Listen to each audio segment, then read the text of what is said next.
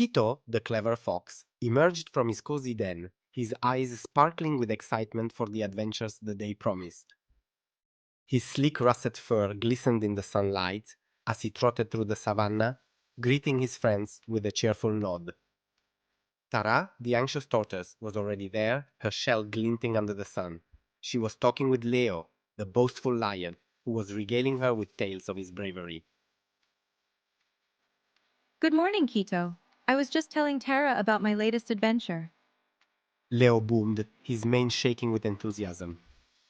I'm sure it was thrilling, Leo. Replied Kito with a knowing smile. But perhaps today we can all have an adventure together. Tara looked worried, her small eyes darting between her friends. How will we move such a big tree? She asked, her voice trembling slightly. Kito stepped forward, his mind already whirring with ideas.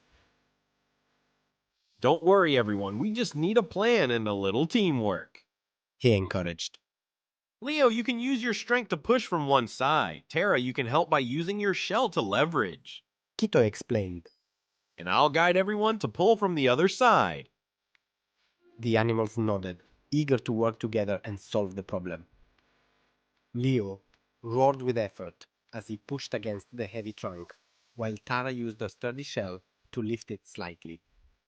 Kito encouraged the others, his sharp mind keeping Almost there, everyone. Keep going. Kito called out, his voice full of encouragement. We did it! We really did it! Tara exclaimed, her eyes shining with pride.